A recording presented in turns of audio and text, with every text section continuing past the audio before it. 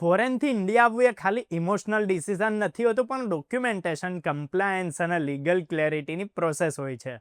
OCI status, આધાર eligibility, pen, banking disclosure જેમ કે power of attorney જેવી વસ્તુઓ જો તમે પહેલાં જ સમજી લેશો તો તમારું રીલોકેશન સ્મૂધ રહી શકે છે. ત્યારે આજે આપણે આ વિડીયોમાં ક્લિયર રીતે સમજીશું કે ભાઈ ફોરેનથી ઇન્ડિયા રિટર્ન આવતા ઓસીઆઈ હોલ્ડર્સના રાઇટ્સ અને લિમિટ્સ, આધારનો 180 ડેઝનો રૂલ, એનો અસલી મિનિંગ, પેન અને બેન્કિંગ કમ્પ્લાયન્સ કેવી રીતે કામ કરે છે, પાવર ઓફ એટર્ની ક્યારે જરૂરી હોય છે અને રિટર્નિંગ એનઆરઆઈએ કઈ કઈ લીગલ બાબતો પર ધ્યાન આપવું જરૂરી છે. તો તમને ઇન્ડિયા રિટર્ન આવવાની પ્રેક્ટિકલ ગાઈડ તરીકે દરેક વસ્તુ અમે કહી દઈએ. તો ઓસીઆઈ સ્ટેટસ ધરાવનારા લોકોને ઇન્ડિયામાં લગભગ સિટીઝન જેવા જ રાઇટ્સ મળે છે, પણ બે ક્લિયર રિસ્ટ્રિક્શન્સ એ છે. ઓસીઆઈ હોલ્ડર ઇલેક્શનમાં વોટ નથી કરી શકતા અને એગ્રીકલ્ચરલ લેન્ડ નથી ખરીદી શકતા.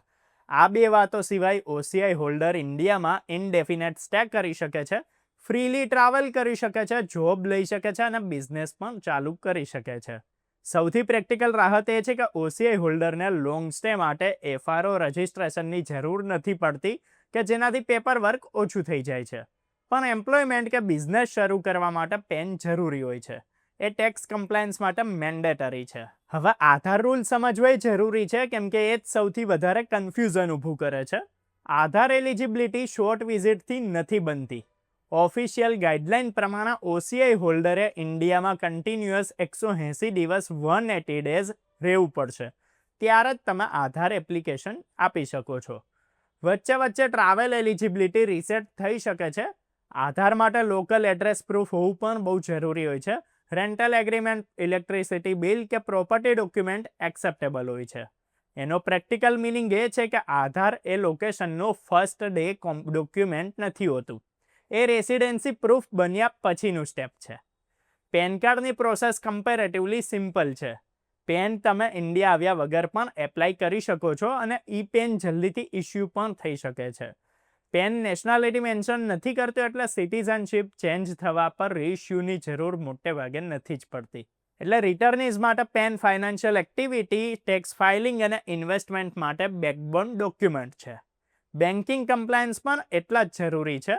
રિટર્નિંગ એનઆરઆઈએ બેંક પેપરવર્કમાં સિટીઝનશીપ સ્ટેટસ ક્લિયરલી ડિક્લેર કરવો બહુ વધારે જરૂરી હોય છે.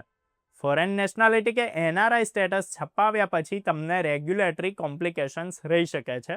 એકાઉન્ટ ક્લાસિફિકેશન, ટેક્સ રિપોર્ટિંગ અને ફંડ ટ્રાન્સફર્સ ઇમ્પેક્ટ થઈ શકે છે. ટ્રાન્સપરન્ટ ડિક્લેરેશન ફ્યુચર ડિસ્પ્યુટથી બચાવે છે. હવે પાવર ઓફ એટર્ની એટલે કે પીઓએની પ્રેક્ટિકલ જરૂરને સમજી લઈએ.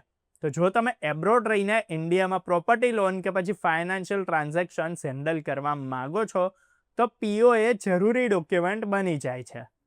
એ ટ્રસ્ટેડ ફેમિલી મેમ્બર્સ કે ફ્રેન્ડને લીગલ ઓથોરિટી આપે છે કે તમારા તરફથી પેપર વર્કને એક્ઝિક્યુટ કરે. પ્રોપર ડ્રાફ્ટિંગ અને નોટરાઇઝેશન ફ્યુચરમાં લીગલ ચેલેન્જીસથી બચાવે છે.